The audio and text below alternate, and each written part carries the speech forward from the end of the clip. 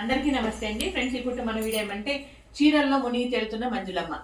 ఇక్కడ ఏమంటే ఇందులో కొన్ని అభిమానంగా మన అభిమానులు పంపించిన చీరలు ఉన్నాయి, కొన్ని నేను తెచ్చిన చీరలు కూడా ఉన్నాయి. అన్ని మిక్స్ చేసి ఓ చోట ఎత్తి పెట్టాము.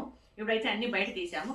ఇవన్నీ కూడా సర్దుతున్నాను, కొన్ని కార్లో సర్దుతున్నాను, కొన్ని మన వాళ్ళకి తీసుకుంటున్నాను అనమాట. ఇక్కడేమంటే అంటే ఇంకోటి బట్టలకి వెళ్ళినప్పుడైతే మాత్రం నేను ఉద్దలు బట్టలు తెస్తానండి. మీ అందరూ కూడా తెలుసు, చాలా వీడియోలో పెట్టాను. చీరలు కొంటే ఒకసారిగా 100-150 చీరలు కొంటాను, తక్కువ మాత్రం తగ్గేదే లేదు అన్నట్లుగా, తక్కువ మాత్రం కొనేది లేదు. ఇవి కొనేప్పుడు కొంత షార్ట్స్, టీ షర్ట్లు ఇవన్నీ కూడా చాలా వరకు చాలా డిజైన్లు లెక్కన తీసుకొని వస్తాను. ఒక్కొక్క సైజువి ఈ రకంగా తెచ్చిపెట్టడం వల్ల అప్పుడప్పుడు ఉపయోగపడుతుంది. ఇప్పుడు శ్రీరామ్కి అయితే ముక్కాల ప్యాంట్ కావాలంట. ఎట్లా తప్పదు, ముక్కాల ప్యాంట్, ప్యాంట్ అది వేసుకోండి చూడండి. అట్లా వేసుకుంటే బాగుంటుందప్ప. అవునప్ప, పొట్టి శ్రీరాములకి భలే ఉంటుంది. ఇదిగోప్ప, నీకు 2 షార్ట్స్ శ్రీరాములు సరిపోయే సైజు.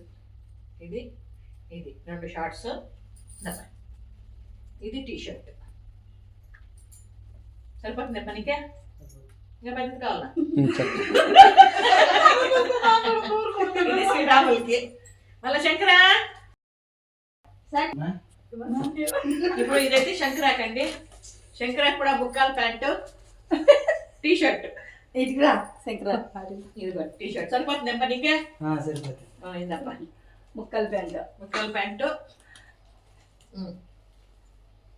ఎవడు వేసుకుంటారు? ఇప్పుడు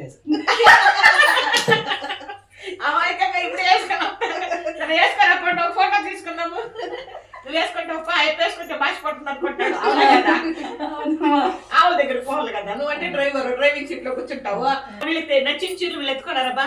ఇది గంగమ్మకి నచ్చిన చీర అంట. ఇదిగోండి గంగమ్మకి నచ్చిన చీర.